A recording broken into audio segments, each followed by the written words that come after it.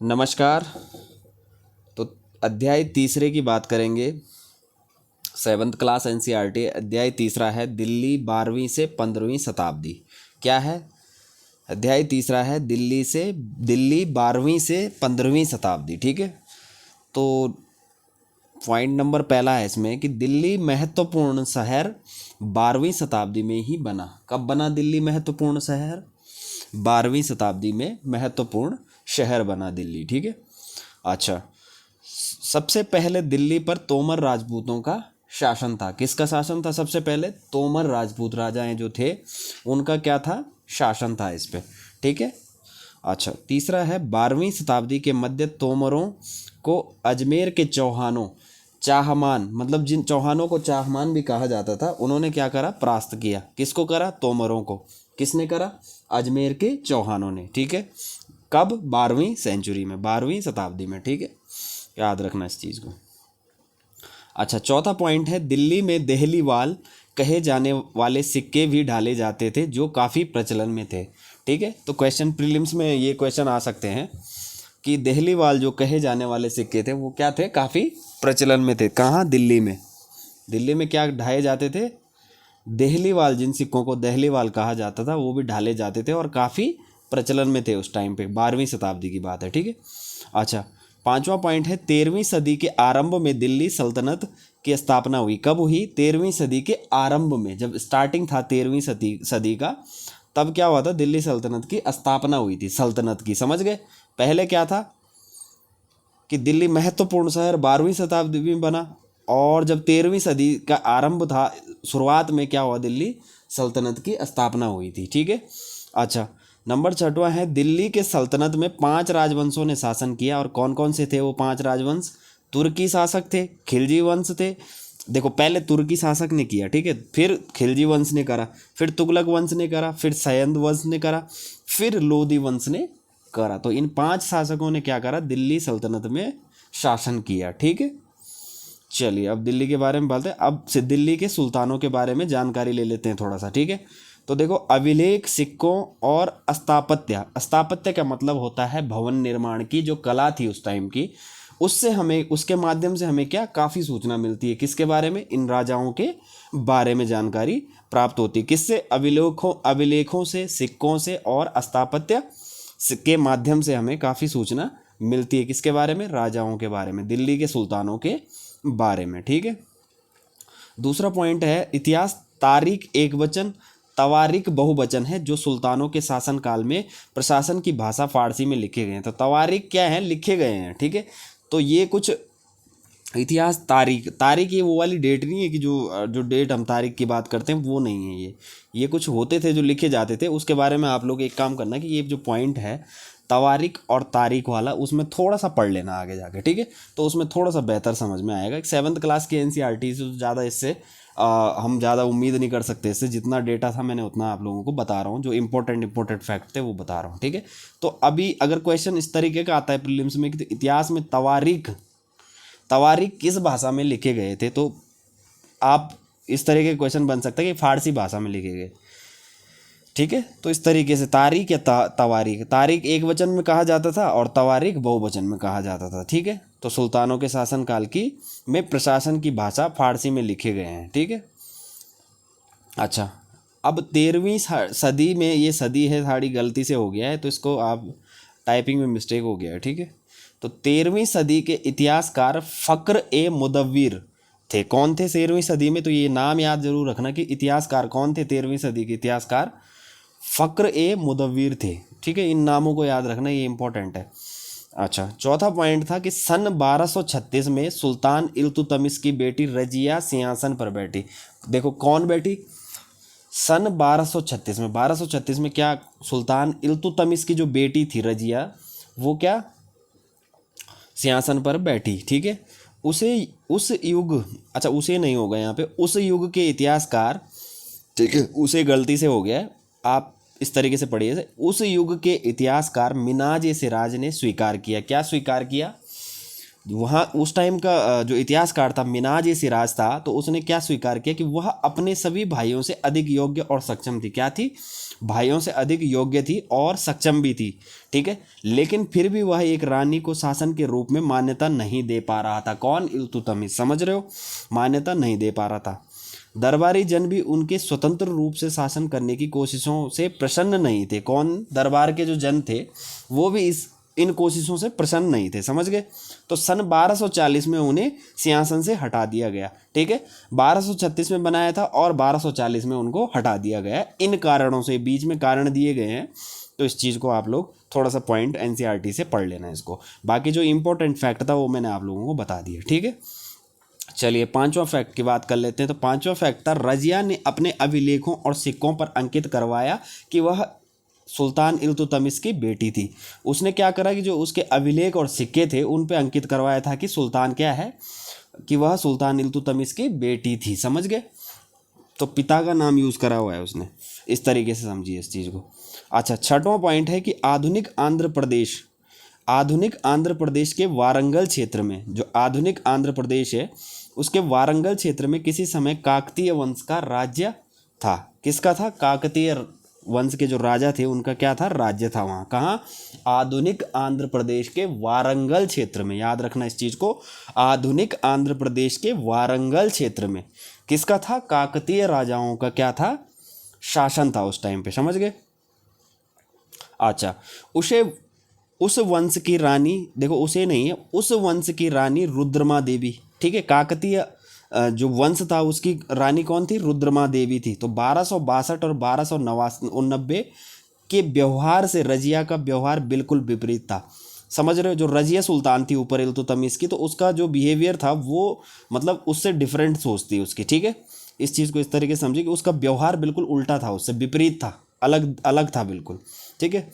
तो कैसे था अलग? अब नीचे पढ़ते हैं। रुद्रमा देवी ने अपने अभिलेखों में अपना नाम पुरुषों जैसा लिखवाकर अपने पुरुष होने का भ्रम पैदा किया था, समझ रहे हो।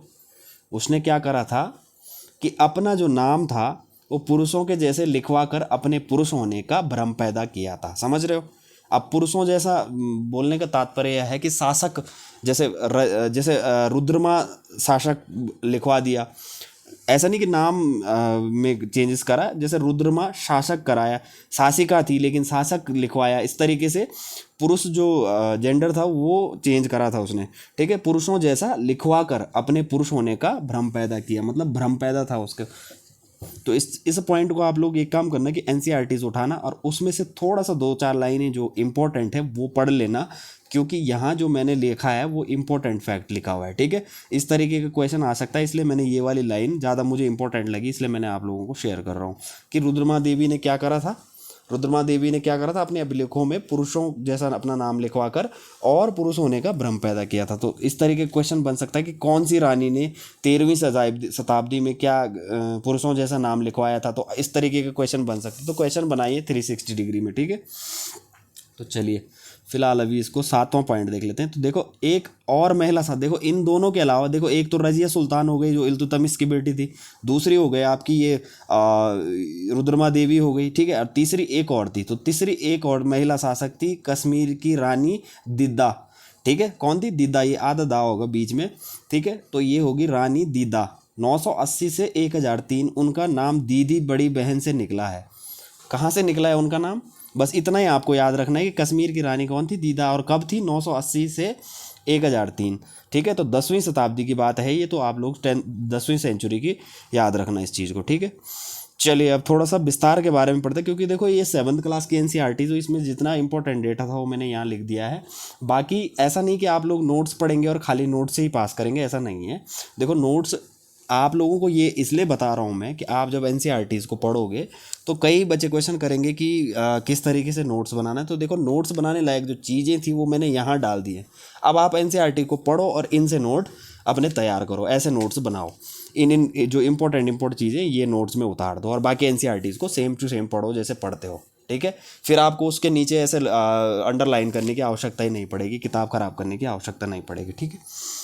चलिए फिलहाल तो दिल्ली सल्तनत का विस्तार गैरिसन शहर से साम्राज्य तक, अब इसके बारे में पढ़ लेते हैं थोड़ा सा। तो देखो गैरिसन क्या है? गैरिसन शहर, किले, बंद बसाओ जहाँ सैनिक रहते हैं, तो गैरिसन शहर किले बंद बसा हुआ है। क्या है गैरिसन? एक जहाँ क्या होते हैं, जहाँ सैनिक रहते हैं उसे क्या कहा जाता है? गैरिसन शहर कहा जाता है। समझ गए? सीधी सी इम्पोर्टेंट बात यह है कि जहाँ सैनिक रहते हैं वो गैरिसन शहर है। ठीक है। अच्छा, दूसरा विस्तार सल्तनत की बाहरी सीमा पर हुआ था। क्या हुआ था? दूसरा विस्तार क्या हुआ था? सल्तनत की बाहरी सीमा पर हुआ। ठीक है। तीसरा पॉइंट है कि अलाउद्दीन खिलजी के शासनकाल में दक्षिण भारत को लक्ष्य करके, क्या, जब अलाउद्दीन खिलजी का शासनकाल था तो दक्षिण भारत को लक्ष्य करके सैनिक अभियान शुरू हुए और यह अभियान मुहम्मद तुगलक के समय में अपनी चरम सीमा पर पहुंचे। समझ गए? तो अब अलाउद्दीन खिलजी और मोहम्मद तुगलक के बारे में पढ़ लेते हैं। ठीक है। तो चौथा पॉइंट है कि कुतुब मीनार 3 सुल्तानों कुतुबुद्दीन ऐबक, इल्तुतमिश और फिरोज शाह तुगलक द्वारा बनवाई गई थी। अब देखो फैक्ट कितना इंपॉर्टेंट है। कुतुब मीनार किसके द्वारा बनाई गई? 3 सुल्तानों के द्वारा। और कौन कौन थे? कुतुबुद्दीन ऐबक, इल्तुतमिश और फिरोज शाह तुगलक। तो ये याद रखना आप लोग। ठीक है। चलिए अब बात कर लेते हैं खिलजी और तुगलक वंश के अंतर्गत प्रशासन और समेकन की बात कर लेते हैं। तो दिल्ली के आरंभिक सुल्तान विशेषकर इल्तुतमिश, दिल्ली के आरंभिक सुल्तान कौन थे? विशेषकर इल्तुतमिश सामंतों और जमींदारों के स्थान पर अपने विशेष गुलामों को सूबेदार नियुक्त करना अधिक पसंद करते थे।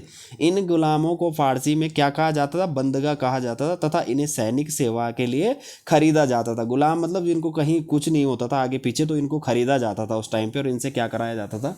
वर्क। और ये वफादार भी थे उस टाइम पे। समझ गए?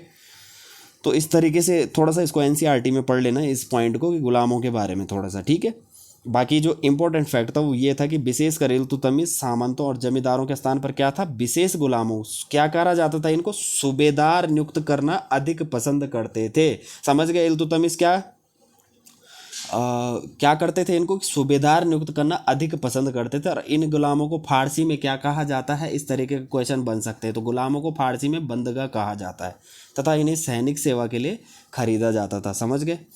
ठीक है। दूसरा पॉइंट बात कर लेते हैं। खिलजी तथा तुगलक शासक बंदगों का इस्तेमाल करते रहे। क्या कर खिलजी, देखो खिलजी और तुगलक शासक जो थे, मोहम्मद तुगलक जैसे शासक थे, तो खिलजी और तुगलक शासक बंदगों का इस्तेमाल करते रहे, मतलब करते रहे। समझ गए? और साथ ही अपने पर आश्रित निम्न वर्गों के लोगों को भी ऊंचे राजनीतिक पदों पर बैठाते रहे। तो ये इंपॉर्टेंट पॉइंट है, इस चीज़ को नोट कर लेना, इसको दिमाग में बैठा देना। ठीक है। कि इस तरीके का क्वेश्चन आ सकता है कि कौन से शासक निम्न वर्ग के लोगों को ऊंचे राजनीतिक पदों पर बैठाते रहे थे या रहे हैं। तो इस तरीके का क्वेश्चन आ सकता है। तो खिलजी और तुगलक वंश के शासक क्या करते? तो इस तरीके से आप इन क्वेश्चनों को बनाइए इन पॉइंटों से और क्वेश्चनों को बार बार रिपीट करिए। अच्छा, तीसरा पॉइंट बात कर लेते हैं कि भिन्न भिन्न आकार के इलाकों को इक्ता कहा जाता था। समझ गए? उस टाइम पे क्या था कि जो भिन्न भिन्न आकार के इलाके होते थे उनको क्या कहा जाता था? इक्ता कहते थे। इलाकों को क्या कहते थे? इक्ता कहते थे। सिंपल सी भाषा में समझो कि इलाकों को इक्ता कहते थे उस टाइम पे। ठीक है। और इन्हें संभालने वाले अधिकारी को इक्तदार या मुक्ति कहे जाते थे। मुक्ति, समझ गए? मुक्ति है ये और इक्तदार है ये, आधा का है। ठीक है। इक्ता का मतलब आधा का ता। ठीक है। और इक्तदार या मुक्ति कहे जाते, जो इनको संभालते थे, इन छोटे छोटे क्षेत्रों को। ठीक है। जो छोटे छोटे इलाकों को संभालते थे।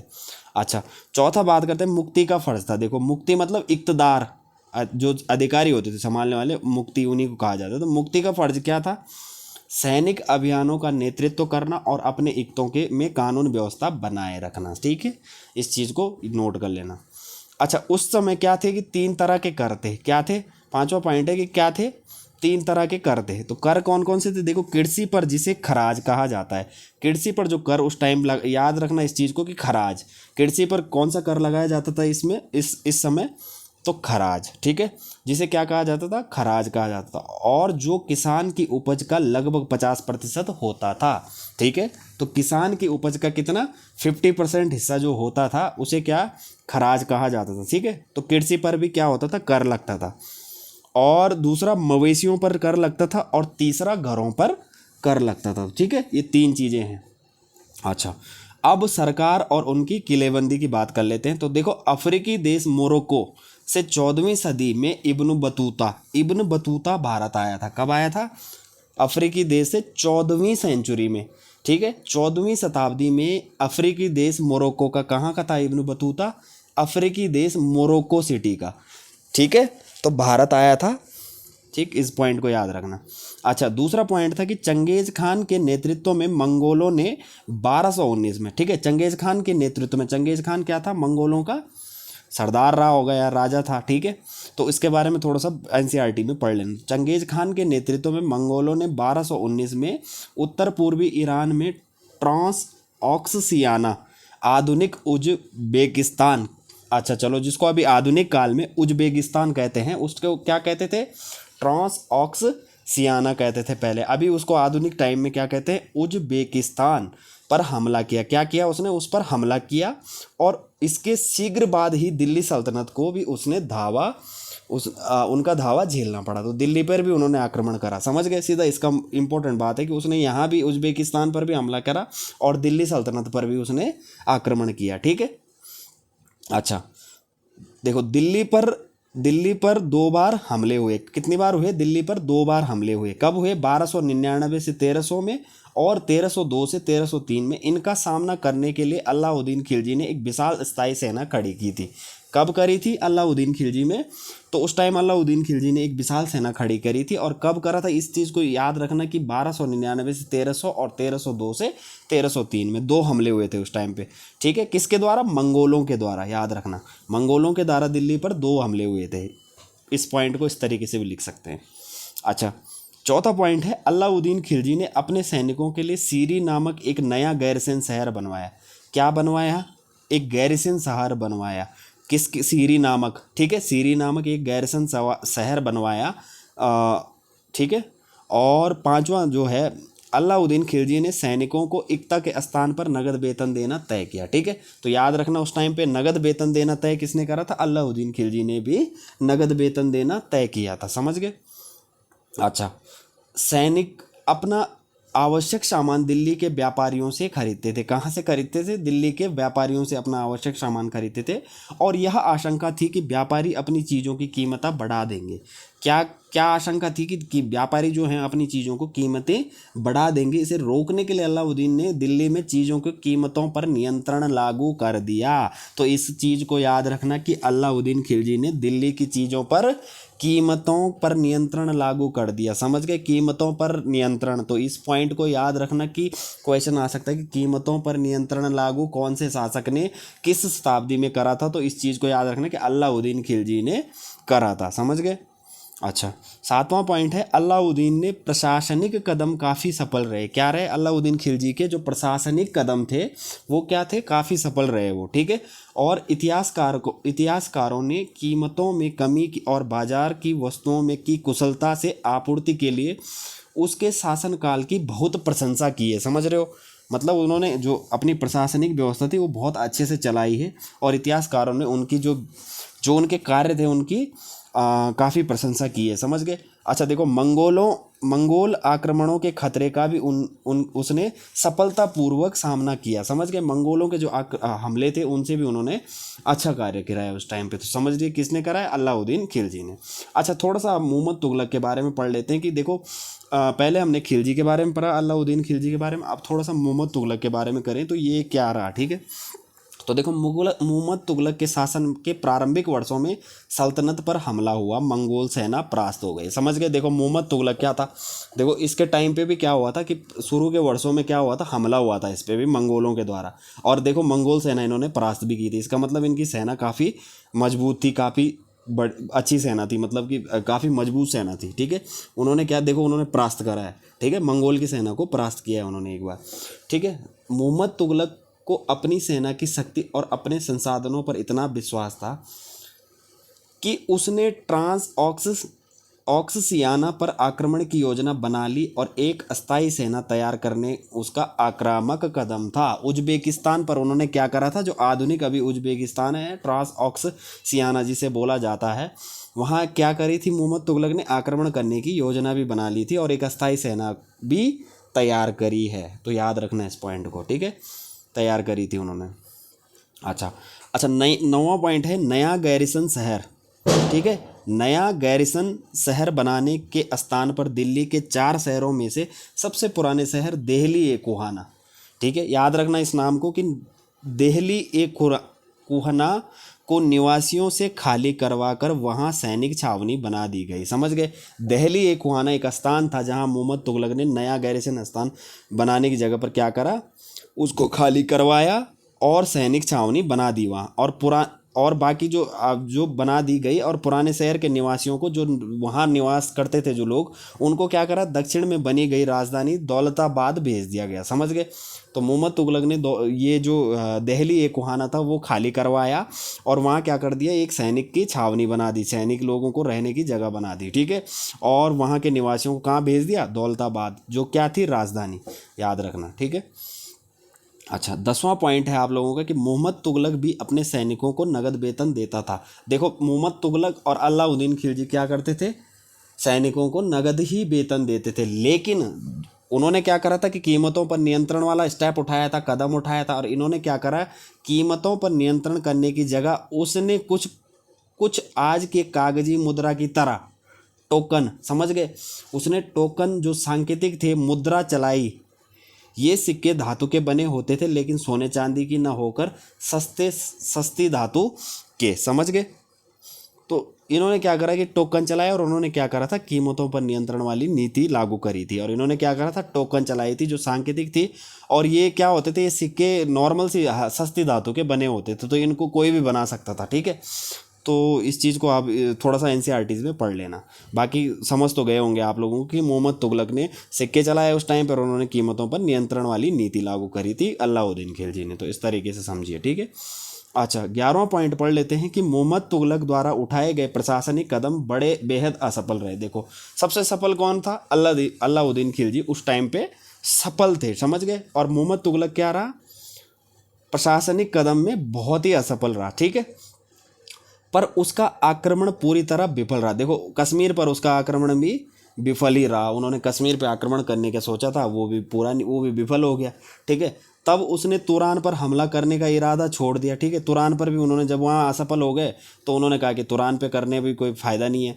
ठीक है। अपनी विशाल सेना को भंग कर दिया। ठीक है। फिर उसने क्या करा कि अपनी सेना को भंग कर दिया, और इस बीच उसके प्रशासन संबंधी जो कदम उठाए थे, ठीक है, जो संबंधी कदम उठाए थे उनसे क्या कई परेशानियां पैदा हो गई। ठीक है। जब सेना भंग हो गई तो क्या हुआ, प्रशासन संबंधी कदम उठाए थे जो लोगों, क्या हो गया, लोगों को परेशानी शुरू हो गई। तो देखो, दौलताबाद ले जाए जाने वाले लोग भी बहुत नाराज़ हो गए। ठीक है। करों में वृद्धि और गंगा यमुना के दोआब में अकाल की विक्षुब्ध जनता बगावत पर उतर आई।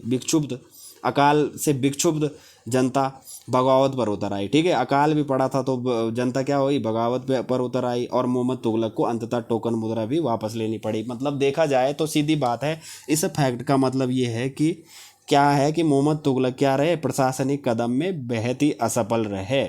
अगर ऑप्शनल वालों के लिए ये बहुत ही अच्छे पॉइंट हैं। ठीक है। तो देख लेना आप लोग। अच्छा, 12वां पॉइंट है कि सल्तनत के इतिहास में पहली बार दिल्ली के किसी सुल्तान ने मंगोल इलाके को फतह करने के अभियान की योजना बनाई थी। तो ये कौन थे, देखो, ये मोहम्मद तुगलक थे, जिन्होंने, देखो, इन्होंने, तो ये क्वेश्चन आप इस तरीके से बना, सल्तनत के इतिहास में मोहम्मद तुगलक ने पहली बार, समझ गए, पहले ऐसे सुल्तान थे जिन्होंने क्या करा था, मंगोल इलाके को फतह करने की योजना बनाई थी। समझ गए। याद रखना। देखो, जहां अलाउद्दीन खिलजी का बल प्रतिरक्षा पड़ता, देखो वो डिफेंसिव थे।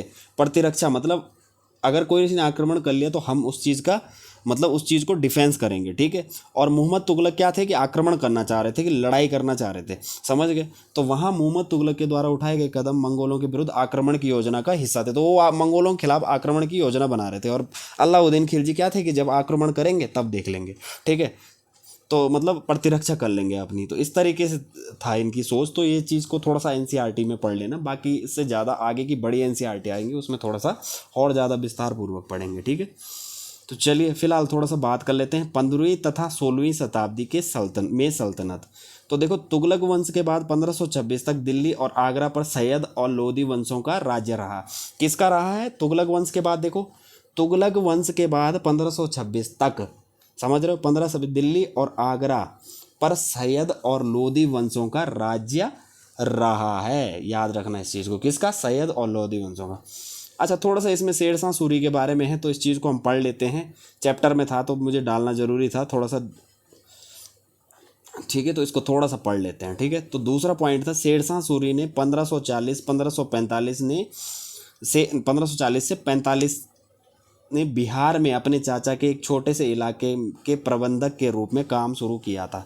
समझ गए होंगे, पॉइंट समझाने की आवश्यकता नहीं कि अपने चाचा का एक छोटा सा इलाका था, वहाँ क्या करा, प्रबंधक के रूप में कार्य शुरू कर दिया। ठीक है, और आगे चलकर इसमें आगे आएगा। ठीक है, और आगे चलकर उसने इतनी उन्नति की, ठीक है, कि मुगल सम्राट हुमायूं 1530 से 1540 या 1555-56 तक को चुनौती दी और परास्त भी करा है। शेरशाह सूरी ने क्या करा है, देखो इतनी उन्नति करी थी कि मुगल सम्राट जो हुमायूं था उसको भी उसने चुनौती दी, और चुनौती देने के बाद उसने परास्त भी किया है उसको। तो इस चीज़ को याद रखना, और इन सन को याद रखना कि 1530 से 1540 और 1555 से 1526 याद रखना। अच्छा, शेरशाह ने दिल्ली पर अधिकार करके स्वयं अपना राजवंश स्थापित किया। क्या कह रहा, दिल्ली पर क्या करा उसने, अधिकार करके स्वयं को अपना राजवंश स्थापित किया। हालांकि सूर्य वंश ने केवल 15 वर्ष से 1540 और 1555 शासन किया। कब करा, अच्छा, सूर्यवंश, शेरशाह सूरी ने या सूर्यवंश ने 15 साल ही शासन किया। कहाँ, दिल्ली पर 15 साल ही शासन किया, लेकिन इसके प्रशासन ने अलाउद्दीन खिलजी वाले कई तरीकों को अपनाकर उन्हें और भी चुस्त करा। समझ गए, इस पॉइंट को समझ गए। इन्होंने क्या करा था कि अलाउद्दीन खिलजी वाली रणनीति अपनाई थी, और जो तरीके थे उनको फॉलो करा, और उनको फॉलो करके उसको और सुदृढ़ बनाया, और चुस्त बना दिया। समझ गए, तो ये मतलब है इस लाइन का। इसमें था, ये मैंने डाल दिया, इंपॉर्टेंट है, पढ़ लेना थोड़ा सा। ठीक है, अब आप एनसीईआरटी उठाइए और इन नोट्स को लिखना शुरू कर दीजिए। बाकी पीडीएफ मैं आप लोगों को टेलीग्राम चैनल में डाल दूंगा। ठीक है, जिसको पीडीएफ चाहिए तो बोला करो कि पीडीएफ चाहिए, तो मैं टेलीग्राम में आप लोगों को शेयर कर दूंगा, क्योंकि पीडीएफ बहुत इंपॉर्टेंट क्वेश्चन है ये। इससे आप एक पॉइंट से आप दो तीन तीन क्वेश्चन बना सकते हैं, और अगर आपने ये पढ़ लिया तो मेरे हिसाब से प्रीलिम्स आपका आराम से निकल जाएगा। ठीक है, तो चलिए, फिलहाल वीडियो को पसंद आएगा तो वीडियो को लाइक करना, और चैनल में नए होंगे तो चैनल को सब्सक्राइब करना। ठीक है, मिलते हैं नई वीडियो में, धन्यवाद।